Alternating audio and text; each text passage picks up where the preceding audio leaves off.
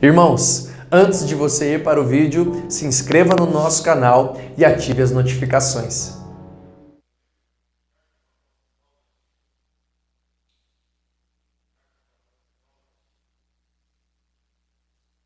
Capítulo 3, Tito, capítulo 3, nós vamos ler o capítulo todo, o capítulo pequeno. Estamos no mês de setembro, amanhã, dia da celebração da nossa independência de Portugal, do nosso salto como nação independente, salto de colônia para um povo. Eu queria, antes de ler esse texto, que você orasse pela nossa nação. Você podia fazer uma oração pelo nosso Brasil. E nesse mês de setembro, o que vamos tratar e abordar dentro do nosso tema anual, que é fé. Nesse mês de setembro vamos abordar sobre fé e obras. E como nosso Brasil precisa de uma igreja ativa, como o nosso Brasil precisa de cristãos vivos, com obras intensas, com boas obras abundantes e impactantes para essa nação. Então eu queria que você fechasse os olhos, podia levantar a Deus sua voz em clamor a Ele, pedindo ao Senhor a favor da nossa nação. Nossa nação se tornou independente de Portugal, mas que seja independente da corrupção, do pecado, que seja independente de Satanás, que seja independente do domínio das trevas, que nossa nação não seja colônia para as ações de Satanás, para os domínios das forças espirituais do mal, que nossos governantes não sejam agentes do reino das trevas, mas que sejam agentes das coisas boas de Deus, promotores de justiça e paz. Você podia falar com Deus e pedir: Deus abençoa a nossa nação brasileira, Deus derrama graça sobre o nosso país, em nome de Jesus. Vamos fazer isso? Levanta a Deus sua voz e ora agora por nossa nação. Oh meu Deus, nós oramos em nome de Jesus, pedindo pelo nosso Brasil. Deus amado, escuta o clamor do teu povo, escuta, Deus amado, a súplica da tua igreja. Nos colocamos, Pai amado, diante do Senhor, reconhecendo nossa dependência do Senhor, a dependência do derramar da graça, a dependência, Deus amado, do derramar do Espírito Santo, do mover do teu poder entre nós, Pai. Oh Pai, nós não dependemos de nós mesmos, das nossas autoridades, da nossa economia, a nossa dependência é do Senhor. E Pai, nós pedimos, abençoa o Brasil, abençoa nesse dia nosso presidente, abençoa, Deus amado, nesse dia de forma especial, oh Deus, nossos deputados, nossos senadores, nosso STF.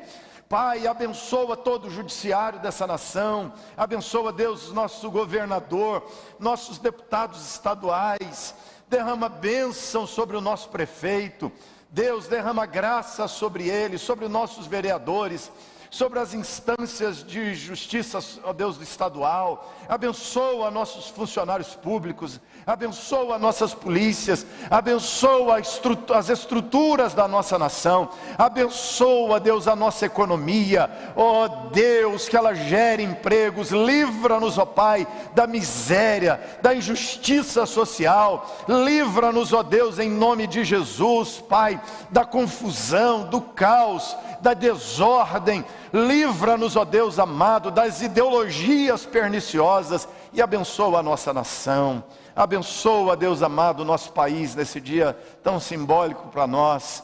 Pai, abençoa nesse dia 7 de setembro, amanhã, quando iremos comemorar nossa independência.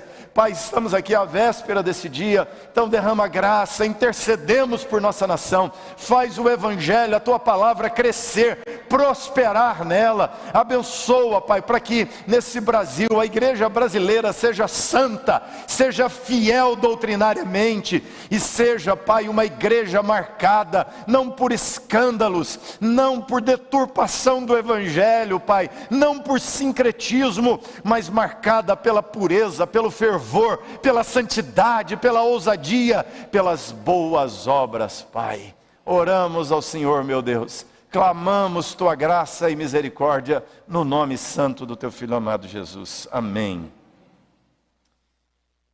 Tito, capítulo 3, para tratarmos nessa noite sobre fé e obras.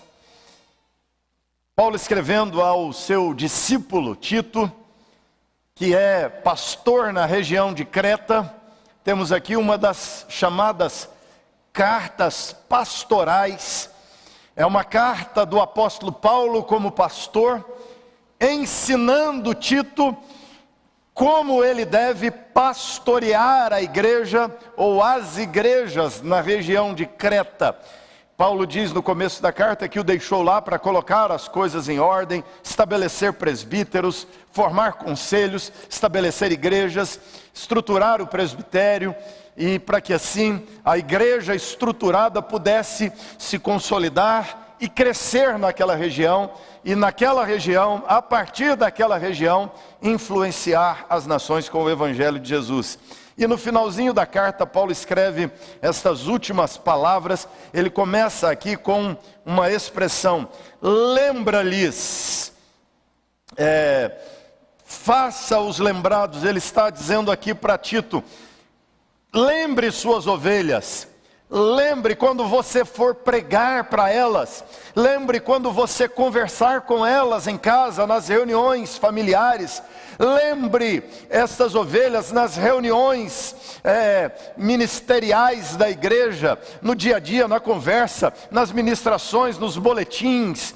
Lembra no dia a dia de pastoreio. Faça os cristãos, faça os crentes lembrados dessas coisas que Paulo agora vai listar. Então, quando eu quero ler esse texto diante de você, só ler já é uma pregação, porque é Paulo mandando Tito lembrar a igreja das coisas que ele vai pontuar agora.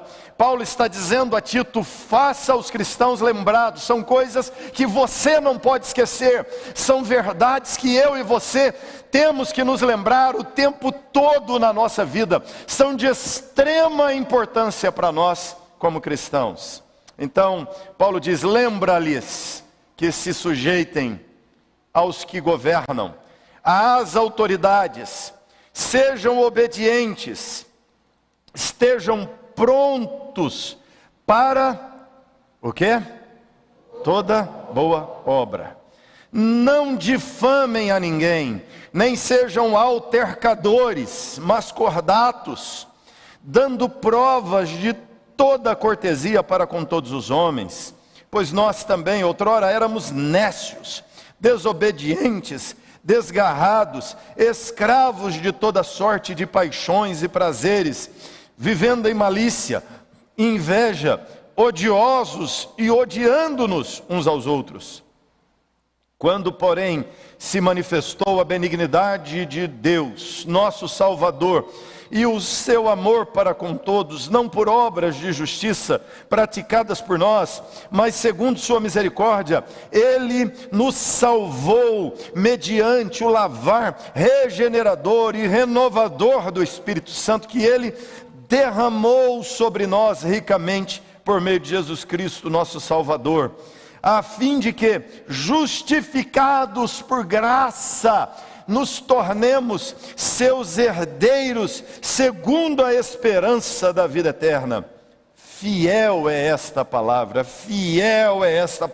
e quero que no tocante a essas coisas, faças a afirmação confiadamente. Olha só: para que os que têm crido em Deus sejam solícitos na prática de boas obras. Estas coisas são excelentes e proveitosas a todos os homens. Evita as discussões insensatas, genealogias, contendas e debates sobre a lei, porque não têm utilidade e são fúteis. Evita o homem faccioso depois de admoestá-lo primeira e segunda vez, pois sabes que tal pessoa está pervertida e vive pecando, e por si mesma está condenada. Quando te enviar a Ártemas ou Tíquico, apressa-te em vir até Nicópolis ao meu encontro. Estou resolvido a passar o inverno ali, encaminha com diligência Zenas, o intérprete da lei, e Apolo, a fim de que não lhes falte coisa alguma. Leia comigo o 14. Agora, quanto aos nossos, que aprendam também a distinguir-se nas boas obras, a favor dos necessitados, para que não se tornem infrutíferos. Todos os que se acham comigo te saúdam. Saúda todos quantos amam na fé. A graça seja com todos vós. Saúda todos aqueles que nos amam na fé, diz o apóstolo Paulo aqui. Queridos, boas obras, fé e obras, ao longo da história do cristianismo, tem virado um debate acerca de a salvação é pela fé ou a salvação é pelas obras. Somos salvos por fé ou somos salvos por obras? Uma vertente grande do cristianismo acabou compreendendo que o cristão se salva praticando boas obras, que nós podemos equilibrar a balança da nossa culpa diante de Deus. E se de um lado você mente, se de um lado você cobiça o que não deveria cobiçar, se de um lado você tem ciúmes, você tem inveja, se de um lado você tem pensamentos impuros, se de um lado você adultera, você rouba, se de um lado você abriga promiscuidades dentro da alma, você é violento, você é racista, você é preconceituoso, você discrimina as pessoas, não ama direito as pessoas. De um outro lado, você vira um bom escoteiro, você doa uma cesta básica, você ajuda uma velhinha a atravessar a rua, você visita um orfanato, você visita um asilo, você ajuda uma família pobre. Então você vai fazendo as coisas boas. E alguns entendem, se de um lado ele comete esses erros, então ele vem à igreja, ele doa o seu dízimo, ele dá a sua oferta, ou ele trabalha bastante sacrificialmente na igreja, ele faz bastante coisas, ele se envolve com muitas atividades na obra do Senhor. Então no final da história, ele vai equilibrar a balança. Ele fez tantas coisas boas quantas coisas más. E como resultado disso, um dia ele chegará no céu, e se o saldo for positivo, ele vai ser salvo. Se ele não fez coisas suficientes, ele será condenado. Essa é a compreensão que muitos têm tido acerca de boas obras. Mas esse não é o ensino da Escritura sobre obras. Obras na Escritura Sagrada não é um meio de salvação. Obra na Escritura Sagrada não é uma compensação pelos pecados cometidos. Você não pode pagar por um pecado que você cometeu diante de Deus. Não há nada que você faça que compense um pecado que você cometeu diante do Senhor. Deixa eu te aterrorizar bem com isso aqui, porque é a verdade da Escritura. Quantos pecados você precisa cometer para ir para o inferno? O primeiro pecado que você cometeu na tua vida já te condenou. Aliás, como gênero humano, nós já nascemos condenados, porque somos filhos de um condenado. Por natureza, já somos de natureza condenados, uma natureza reprovada. Mas o primeiro pecado que você cometeu já apontou que de fato você era pecador. E não há nada que você possa fazer para ser perdoado desse primeiro pecado que você cometeu. O que foi? Você mentiu para sua mãe. Você falou que já tinha tomado banho e não tinha tomado. Pastor, foi uma coisa boba. Eu só falei para minha mãe que já tinha tomado banho. Eu entrei lá, liguei o chuveiro, deixei a água escorrendo, fez barulho. Aí deu uma molhadinha no cabelo e saí enxugando, não é? Dissimulada, mentirosa, enganadora. Pastor, isso é um pecadinho tão simples. Isso é uma mentira totalmente reprovada por Deus. E dali para frente, vários outros pecados foram cometidos por todos nós. Boa obra não é aquilo que você faz que vai compensar os pecados que você cometeu diante de Deus. Aliás, quando você não mente, você só fez sua obrigação. Quando você ajuda um necessitado, você só fez sua obrigação. Quando você socorre alguém, você só fez sua obrigação. Quando você abençoa uma pessoa, você só fez o que você foi criado para fazer. Jesus fala sobre isso dizendo, o empregado que serve à mesa do patrão, imagina, depois que ele serve à mesa, o patrão levanta, dá um abraço, dá um beijo nele, fala muito obrigado, porque você fez isso por mim, você é fantástico. Não, ele é pago para fazer isso, ou seja, você foi criado para fazer as coisas boas. E cada coisa boa que você faz é só a tua obrigação e não gera mérito nenhum para nenhum de nós diante de Deus. E cada pecado que cometemos nos coloca numa condição de completos devedores diante de Deus. Boas obras são importantes, mas não nos salvam. Nós costumamos definir boas obras como sendo ajudar os necessitados. Ajudar a velhinha a atravessar a rua, visitar as casas de caridade, fazer doação para as casas de caridade. Nós temos penitenciárias para serem visitadas, orfanatos, nós temos asilos para serem visitados, nós temos população ou parte da população em grande condição de pobreza, aqui mesmo no Brasil, aqui do lado nosso, numa capital tão grandiosa, tão rica como São Paulo. Quando nós visitamos algumas regiões de invasão aqui, vemos pessoas morando em uma condição de total pobreza, casas feitas de papelão, feitas de pedaços de tábuas. Como uma das casas que visitei há um tempo atrás, uma casa era feita com um pedaço de telha, um outro pedaço de madeira, um pouco de parede de tijolo, uma porta de carro, e assim eles foram ajuntando, parecia um castor, uma casa de castor, né? Um amontoado de coisas. E quando estávamos conversando com essa família, perguntei quantas pessoas moram aqui. Havia um cômodo, esse cômodo é quarto, cozinha, sala, tinha uma partezinha separada que era o banheiro. Eu perguntei quantas pessoas moram aqui, ele disse, moram 13.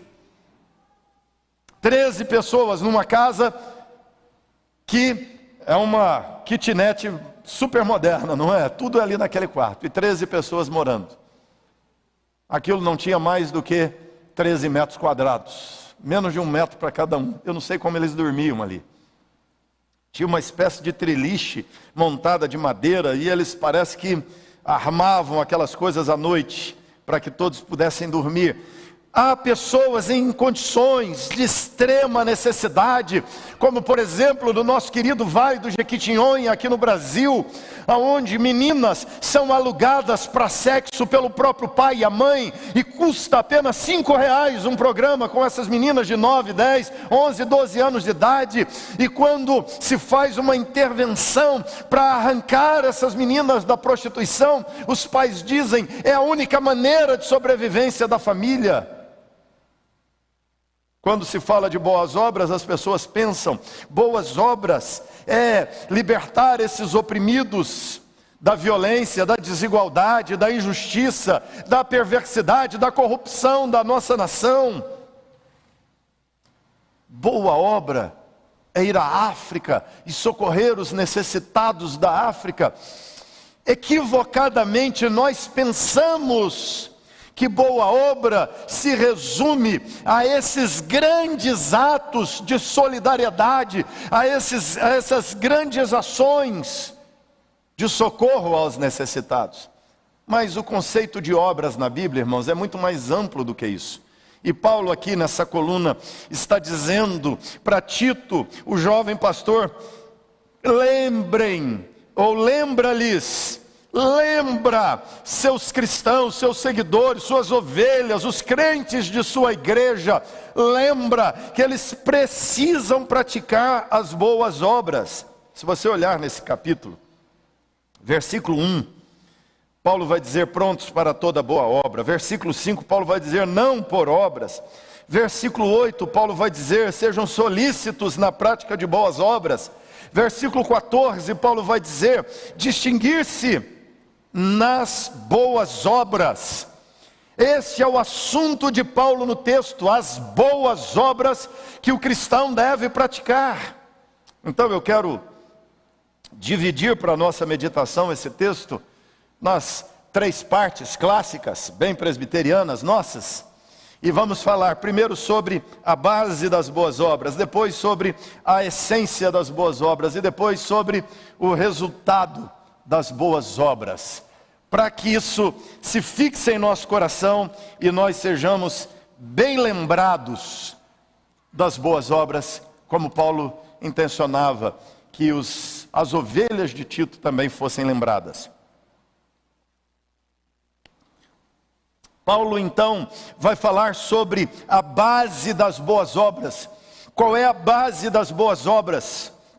Em cima do que as boas obras estão sendo construídas? Paulo vai dizer: lembra, que se sujeitem, não difamem, que façam as coisas boas, que façam a coisa certa. Mas Paulo diz: lembrem-se também que antes, outrora, vocês eram nécios, antes vocês eram perdidos. Paulo está dizendo: lembrem-se de onde vocês vieram. Vocês eram devedores, vocês eram pecadores, vocês eram perdidos, condenados, vocês cometeram falhas, vocês erraram, vocês já mentiram, vocês já pensaram coisas indevidas, vocês já cobiçaram as coisas dos outros. E Paulo vai dizer mais: alguns foram nécios, desgarrados, escravos de toda sorte de paixões. Olha só como Paulo vai descrever. Primeiro, ele vai dizer que no passado, antes da conversão, nós éramos nécios, insensatos, não entendíamos as coisas de Deus, e por causa disso éramos condenados. Nós éramos nécios, nós achávamos que as coisas ruins eram boas, nós achávamos que as coisas erradas eram certas, nós adorávamos a Deus errado, nós críamos nas coisas erradas, nós nos comportávamos da forma errada. Viemos de uma situação dessas.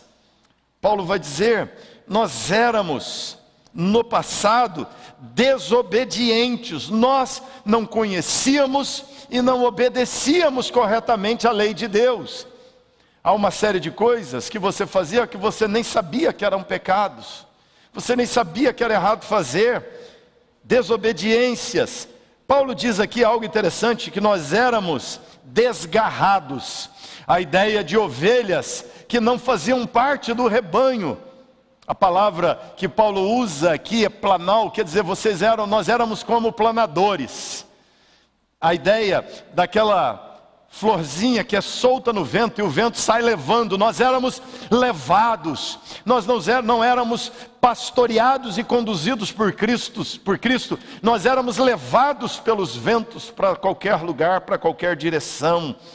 Paulo vai dizer que nós éramos como que fora da lei. Ele diz que éramos escravos de toda sorte de paixões, toda sorte de paixões e prazeres. Paulo diz aqui, irmãos, que nós estávamos presos a paixões, desejos, ou seja, as coisas que eu tinha vontade e não tinha regras para a minha vida. Ontem eu estava lendo um artigo de um sujeito sobre 6 coisas que o cristão deveria saber sobre sexualidade na história do cristianismo.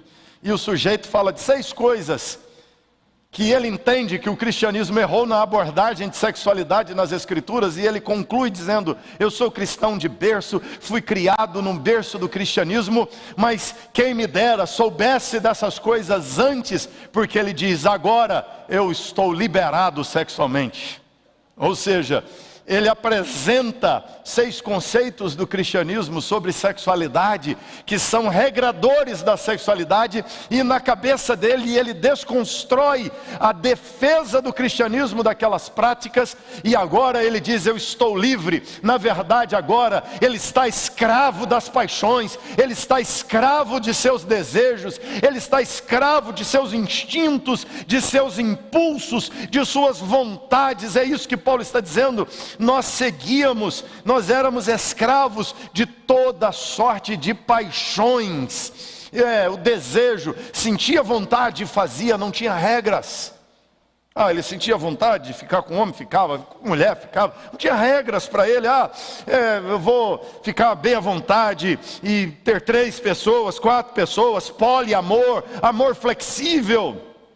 Então, entregue a toda sorte de paixão, tantas paixões aqui, muito mais, a palavra epitomia, apontando para desejos, para o fervor, o desejo ardente pela sexualidade. E depois Paulo vai dizer, e prazeres, a palavra hedonismo. Éramos hedonistas, éramos escravos do prazer, pessoas que vivem em função do prazer, seja ele o prazer do álcool, seja o prazer das drogas, seja o prazer das coisas ilícitas, seja o prazer do roubo, seja o prazer de ver o outro morrer, o prazer de ver o outro se dar mal, seja o prazer de matar, de roubar, de mentir, de enganar, pessoas que vivem em função do deleite, da satisfação, hedonistas que vivem em função da diversão, do lazer.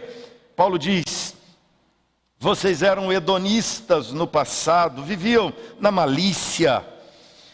A palavra aqui, malícia, quer dizer fora da lei, sem regra, sem controle de quem somos e do que fazemos.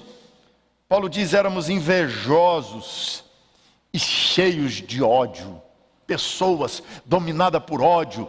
Eu odeio as pessoas que pensam diferente, eu odeio as pessoas que me incomodam. Dirigia cheia de ódio, trabalhava cheia de ódio, vivia em casa odiando a esposa, odiando o marido. Você odiava o pai, odiava o filho, você tinha ódio por você mesmo, pela vida, pela humanidade, pelas pessoas. Ele está dizendo, éramos controlados, manipulados pelo próprio ódio, odiando-nos uns aos outros.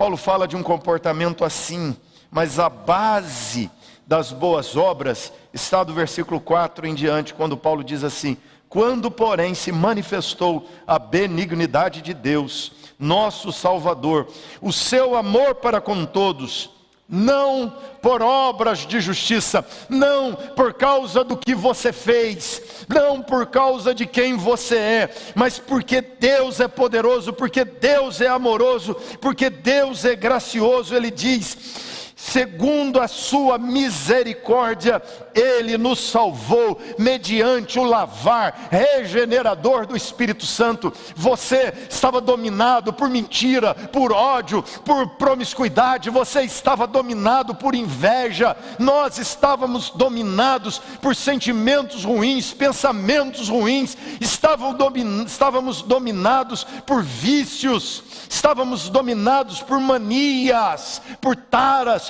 por coisas terríveis. Mas Paulo diz, mas Ele nos salvou mediante o lavar regenerador do Espírito Santo. Ele derramou o Espírito Santo em você e tirou essas coisas do seu coração. Agora essas coisas trazem desconforto, trazem peso, essas coisas trazem tristeza.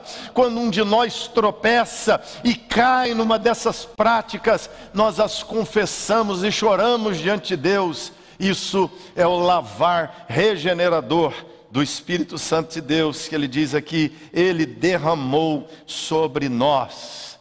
Aqui, essa figura do batismo, quando se derrama água, simboliza esse derramar do Espírito Santo sobre essa pessoa. Ou seja, você não é salvo pelo que você faz, você é salvo pelo que Cristo fez por você na cruz. Você não é salvo por tuas obras, você é salvo pelas obras de Cristo Jesus em teu lugar. A tua salvação custou a vida de outro, a vida de Cristo Jesus.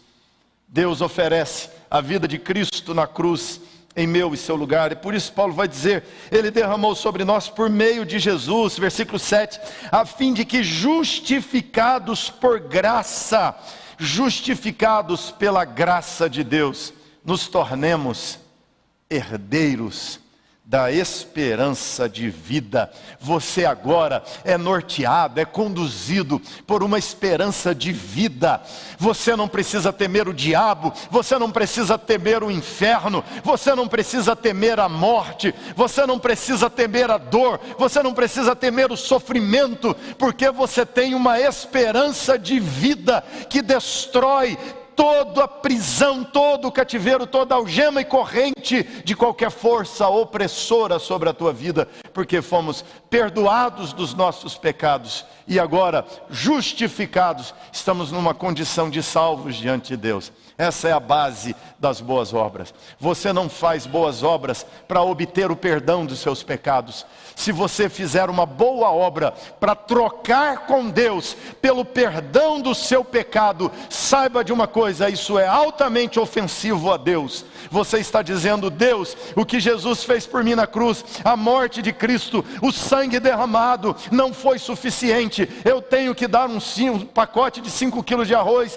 para um mendigo na porta da minha casa para pagar pela mentira que eu contei. Não, a mentira que você contou foi castigada em Cristo na cruz. A traição no seu casamento custou o sacrifício de Cristo na cruz para que você fosse perdoado da traição. O teu roubo, a tua mentira, a tua soberba, a nossa arrogância, a nossa frieza, para que fôssemos perdoados dela, foi a misericórdia de Deus e a punição. Cristo foi torturado, humilhado, atravessado por aquela lança. Cristo foi moído na cruz, punido no Calvário e foi executado na pena de morte, para que eu e você fôssemos perdoados de nossos pecados.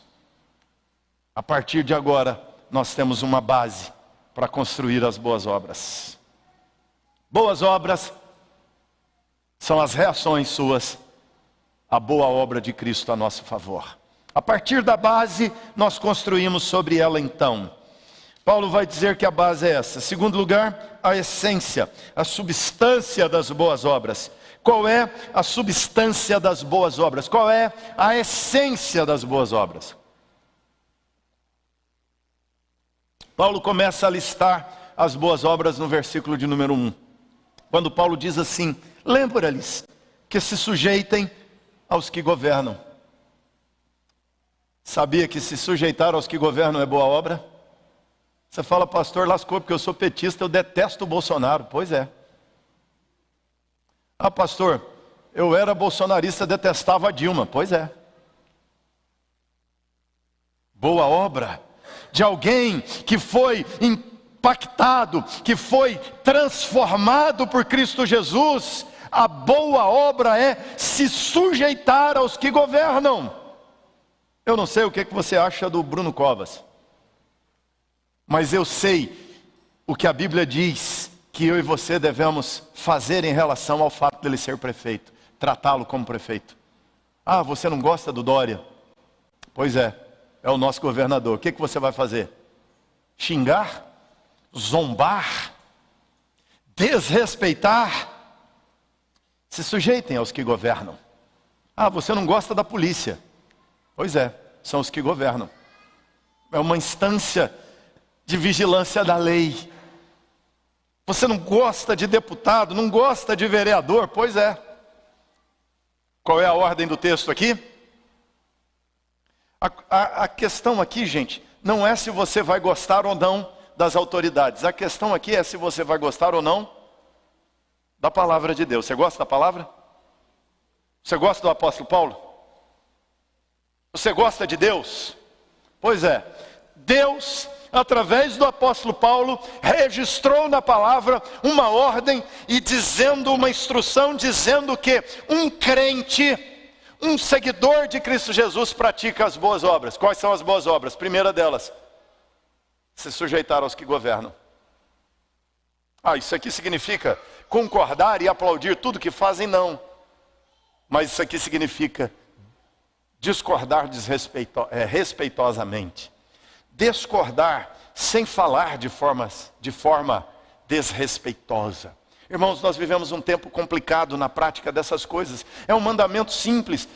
Nós vivemos um tempo complicado, porque nós temos cristãos dominados por ideologias, e temos cristãos de esquerda, cristãos de direita, temos cristãos de cima, cristãos de baixo, cristãos de meio lado, de um lado de cá, nós temos cristãos liberais, secularizados, nós temos cristãos de várias formas, e muitos apaixonadamente, inflamadamente defendem sua ideologia, ainda que a sua ideologia signifique abrir mão do Evangelho, em nome de denunciar injustiça, estão sendo desrespeitosos, injuriosos com autoridades.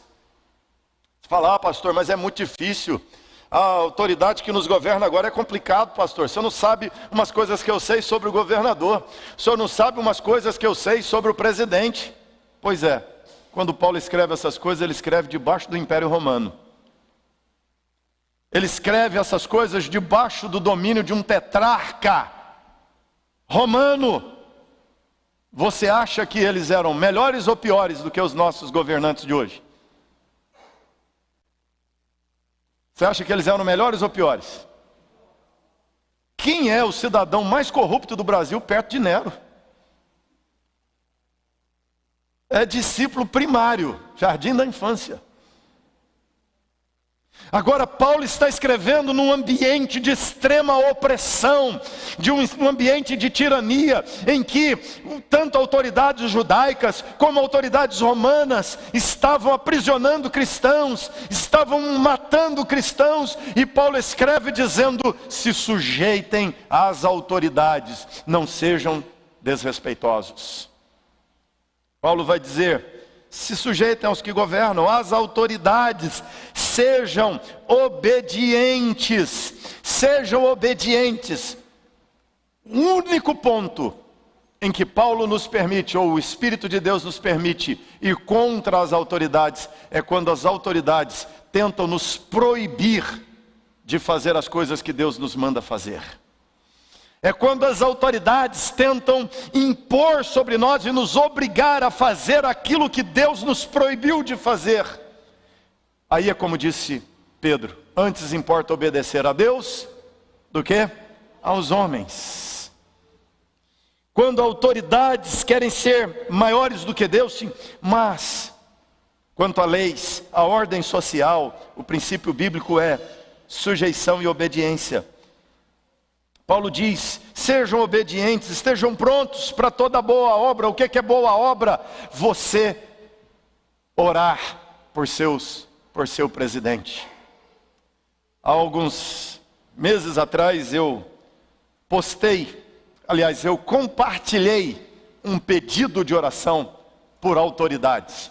E um sujeito bem atrevido escreveu debaixo da minha publicação, você ora por esse presidente, aí colocou um monte de palavras terríveis. Eu disse, eu oro continuamente por ele, e meu desejo é que Deus o abençoe e o capacite a exercer um bom governo, e quem dera Deus, seja o melhor governo da história do Brasil.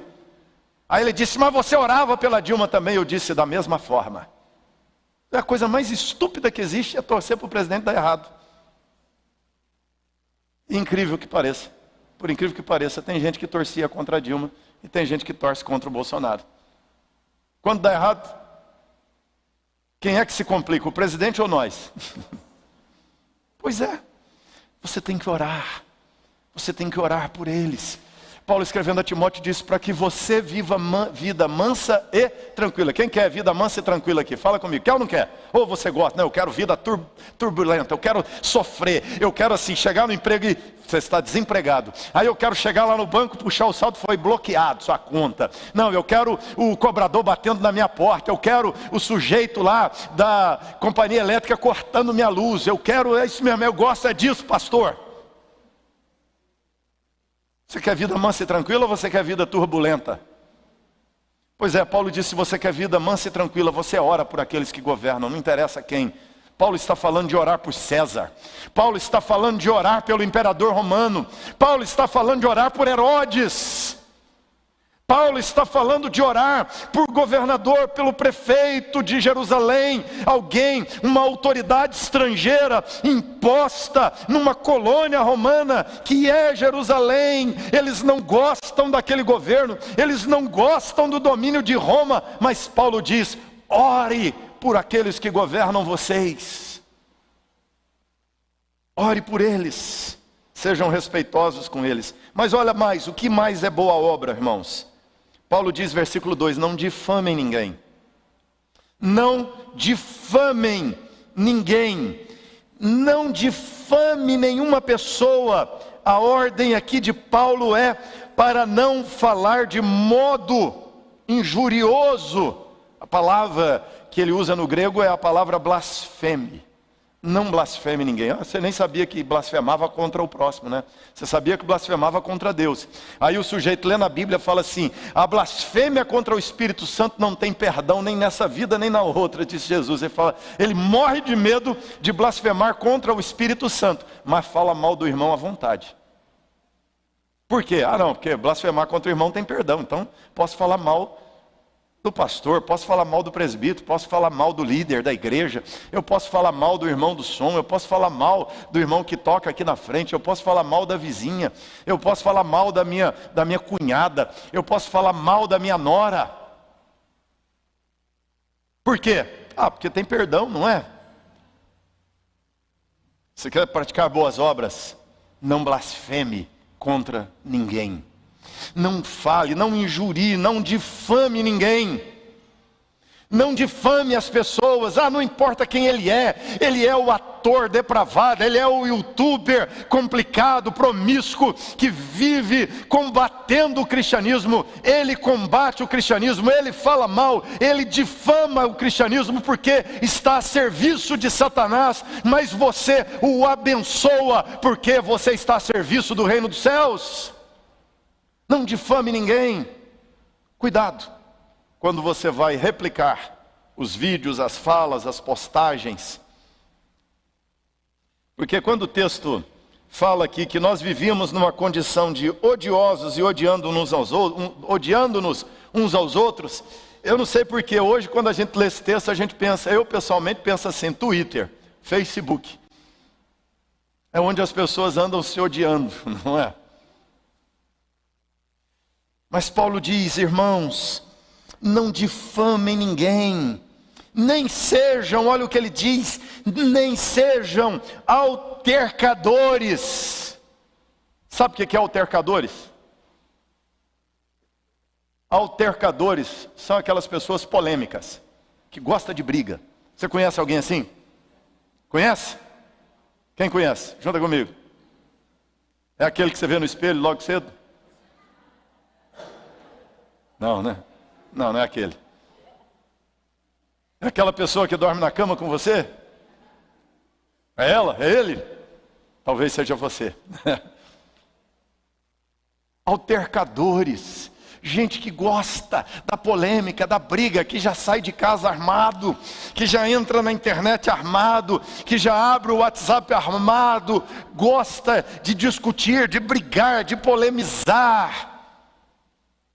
Nem altercadores, mas Paulo diz, mas cordatos. Não altercadores, e sim cordatos, corteses, pessoas que concordam. Olha só, na sequência ele diz, dando provas de toda cortesia.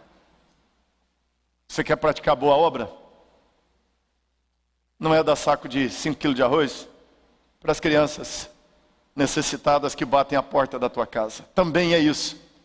Mas boa obra, irmãos, é você dar prova de cordialidade. É você dar licença. É você chegar e dizer, licença por favor, em lugar de dizer, sai da minha frente. Em lugar de dizer, cala a boca, para com isso. Em lugar de ofender as pessoas, em lugar de ser grosso, de ser grossa, em lugar de ser hostil com seu cônjuge, você ser cordial, prova de toda cortesia. A palavra cortesia aqui, praotes, é gentileza. Gentileza. Sabia que ser gentil é ser crente de verdade? O sujeito é espiritual. No púlpito ele ora, ele fala em línguas, ele dá mortal para trás, ele flutua, ele levita. No culto ele é uma pessoa maravilhosa, mas é uma porteira velha em casa. Trata as pessoas mal. Vai no posto de gasolina, xinga o frentista. Vai no supermercado, trata mal a moça do caixa. Arrogante, soberbo, isso não é boa obra, isso é farisaísmo, isso é hipocrisia, isso é simulação de cristianismo, e não é cristianismo verdadeiro. Cristianismo verdadeiro é construído sobre a base, nós sabemos quem nós fomos, e o que Cristo fez por nós, e como Ele nos resgatou e nos perdoou, e por isso nós entendemos que as pessoas do nosso lado precisam da nossa cortesia e da nossa misericórdia. Então nós as tratamos bem. Cortesia, irmãos. E olha só, versículo 2 termina assim, pesado. Cortesia com quem? Cortesia com as pessoas educadas. É isso que diz o texto? Cortesia com aquelas que tomam banho e são cheirosas. Cortesia com os crentes somente. Ou cortesia só com os crentes que você gosta. Porque até na igreja tem irmãos, se eu gosto daquele, aquele eu não gosto. Aí aquele eu trato mal, aquele eu já chego assim, meio pronto para chutar. Cortesia com quem? Repete para mim aí no texto. O que é que diz? Cortesia com quem? Fala alto. Fica com vergonha não, fala alto. Cortesia com quem? Você conhece todos os homens? Sabe quem são todos? Sabe o que é isso? Todos os homens, não é? Você tem um vizinho chato? Será que ele está incluso nos todos os homens? Tem o ex-marido, será que está incluso no todos os homens? A ex-mulher está inclusa no todos os homens? A nora está inclusa no todos os homens? A sogra abençoada está inclusa em todos os homens? Está ou não? Como é que você vai tratar a sogra então? Cortesia. Cortesia. Como é que você vai tratar os chatos lá do teu trabalho? Cortesia. Como é que você vai tratar as pessoas do partido diferente que você defende? Com cortesia. Essa é a ordem bíblica, irmãos. A ordem é essa: não ser escravo daquelas coisas do passado, mas agora escravos de Cristo, sujeitos a Cristo. Essa é a essência. O que é boa obra? Boa obra é fazer a coisa certa, sempre. Porque é que eu vou ajudar os necessitados. Porque é que eu vou me preocupar com aquelas crianças, meninas de 9, 10 anos que estão sendo exploradas sexualmente no Vale de Jequitinhonha. Porque é que vamos nos preocupar com aquelas pessoas que estão passando fome no bairro aqui ao lado do nosso. Por quê? Porque nossa nova natureza é a prática das boas obras. Porque tudo isso, se sujeitar à autoridade, ser cortês, ser leal, fazer a vontade de Deus, são as boas obras que devemos praticar. Boa obra é fazer tudo o que é certo. Sempre. Fazer tudo o que é certo. Quer boa obra, irmãos? Fazer tudo o que é certo. É certo ajudar? É. É certo doar dinheiro às pessoas para ajudá-las? Sim. É certo, ajude. Quando tiver oportunidade, condição, sempre ajude. E quando se multiplicam os necessitados, ajude. E por último, o resultado das boas obras. Qual é o resultado das boas obras? O versículo 8 é farto nesse resultado das boas obras. Olhe para o texto. Fiel é esta palavra. Paulo está dizendo, essa palavra que eu falo com vocês, irmãos, é fiel, é de Deus, vem da parte do Senhor, é leal, é sintonizada com a Escritura. É fiel essa palavra. No tocante às coisas, a essas coisas, faça a afirmação confiadamente. Eu faço a afirmação confiado aqui da frente, porque é uma palavra fiel, e você pode repeti-las, pode reproduzi-las na sua vida, porque são fiéis, sim, para que os que têm crido em Deus sejam solícitos na prática das boas obras. Em primeiro lugar, queridos, o resultado é afirmação confiada, afirmação ousada. Você pode fazer uma afirmação ousada quando você pratica boas obras, quando nós estamos fazendo as coisas certas, quando eu estou sendo um marido do jeito certo, quando você está sendo uma esposa do jeito certo, um pai do jeito certo. Você tem confiança, você tem, como nós dizemos, você tem moral. Você já falou isso com alguém? Você tem moral para falar. Quando você não faz, você não tem moral para falar. É isso que Paulo está dizendo. Quando você pratica boa obra, você tem moral para falar. Você tem credibilidade para falar. Segundo, as boas obras resultam em multiplicação, para que os que têm crido em Deus, diz Paulo, sejam solícitos na prática de boas obras. Quando você faz, outras pessoas veem você fazendo, e eles também se tornam solícitos, eles também fazem as coisas boas que tem que fazer. Eles também praticarão essas coisas. Aqui quer dizer evidência, solícito. As obras deles se tornarão evidentes.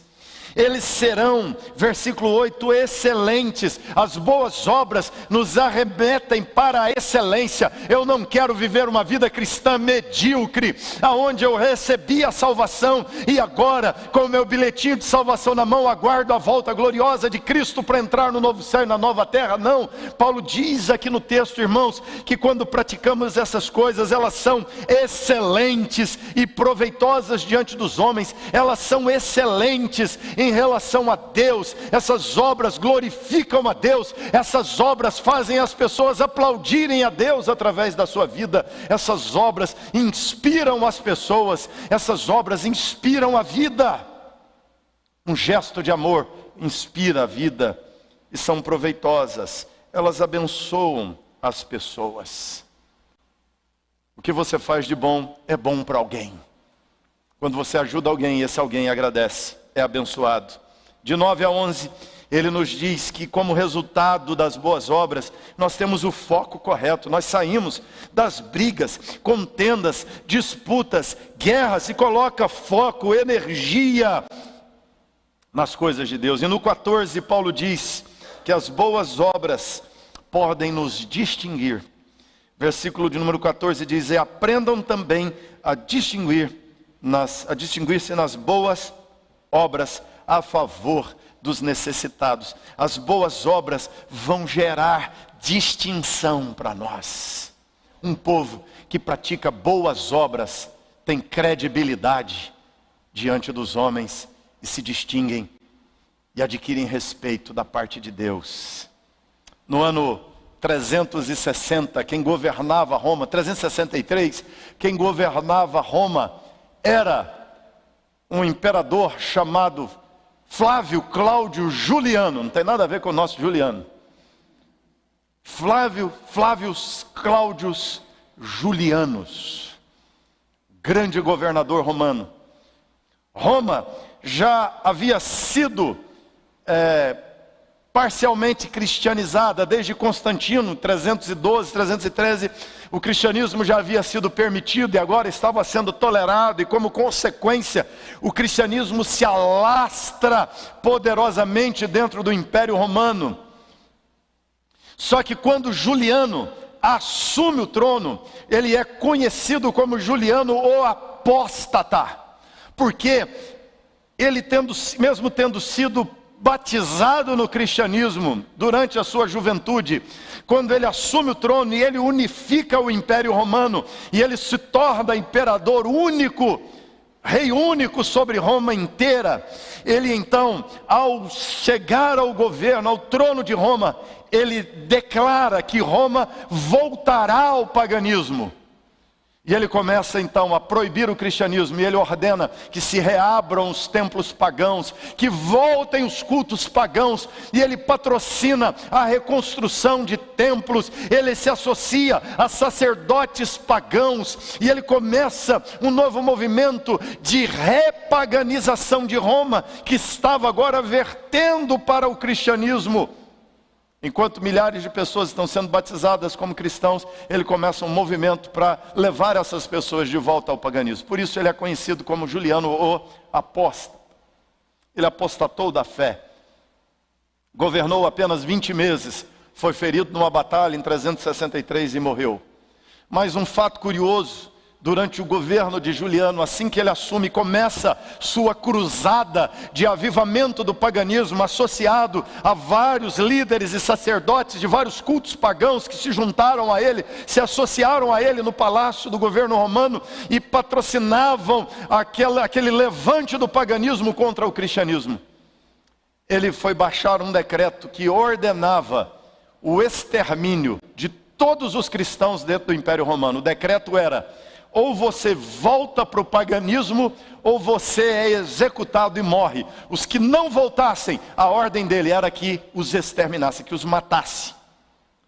Quando ele vai assinar o decreto, um dos conselheiros de Juliano disse para ele: imperador, com todo respeito, eu queria te dar um relatório do que os cristãos têm feito com os órfãos e viúvas, que são aos milhões dentro do nosso império.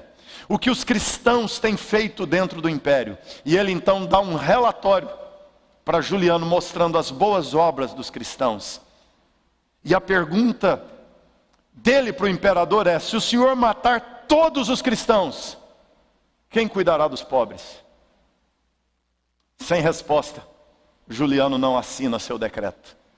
E por causa disso, no ano 363, os cristãos foram poupados do extermínio dentro do Império Romano. Por aquele imperador apóstata, pagão, associado a sacerdotes que esperavam que ele exterminasse os cristãos. Irmãos, a vida correta dos cristãos gerou credibilidade diante do imperador romano. Fazer as coisas boas, fazer a coisa certa, por entender que Deus nos amou de forma extraordinária. Quando nós olhamos para aquilo que a igreja tem feito, por vezes nós ouvimos acusações pesadas contra a igreja não faz boas obras. A igreja tem feito tantas coisas boas no mundo, queridos. Bastava matar e tirar todos os cristãos do mundo, você ia ver as milhares de casas de recuperação que se fechariam. Os cristãos que são chamados de homofóbicos. Cristianismo é a instituição que mais tem casa para abrigar pessoas da AIDS no mundo. Os cristãos que são chamados vamos dizer assim, ascetas, porque falam contra o alcoolismo por vezes, são os que patrocinam milhões de casas de recuperação ao redor do mundo.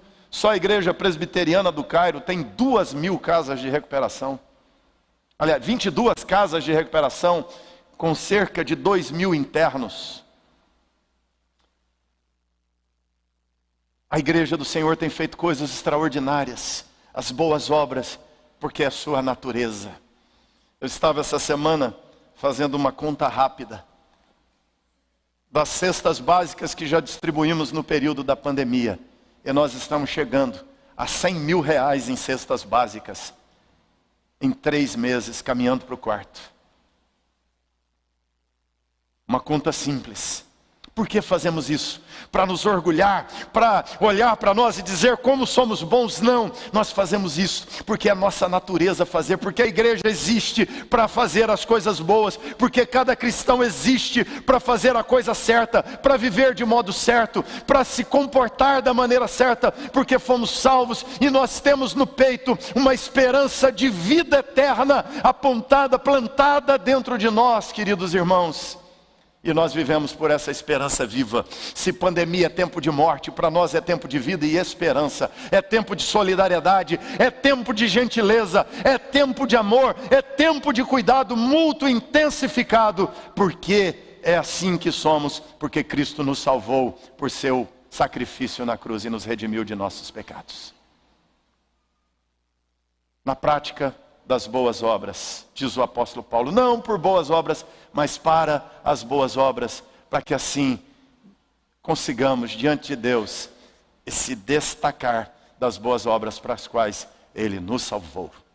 Fé vai nos levar a boas obras consequentemente, as boas obras que Deus preparou para andarmos nelas. Quem foi amado como Deus nos amou, vai amar, porque Deus amou verdadeiramente. Fecha seus olhos. Quais são as boas obras que você tem feito? Quais têm sido os seus envolvimentos com as boas obras de Deus para as nossas vidas? Qual tem sido o seu envolvimento com a boa obra de Deus a seu favor? Quero te convidar. Nós vamos encerrar cantando uma canção a Deus. Mas eu quero te convidar a orar, falar com Deus e dizer: Senhor, eu quero viver as boas obras que o Senhor preparou para que eu ande nelas. O apóstolo Paulo é muito claro em nos dizer que esse amor que nos alcançou tem que se derramar através de nós, por nossas vidas. Que esse amor que nos impactou tem que impactar por nossas obras. Para que aprendam também a distinguir-se nas boas obras a favor dos necessitados. Paulo diz: prontos para toda boa obra. Em nome de Jesus, entra nesse mês de setembro pronto para toda boa obra que Deus te chamar para fazer. Pronto para todo o comportamento certo que Deus te chamar para se comportar. Porque você foi salvo pelo amor grandioso e gracioso de Deus. Fica em pé e vamos cantar desse amor grandioso de Deus. Esse amor que nos comprou e nos conquistou. Esse amor que nos regenerou para uma nova vida em Cristo Jesus.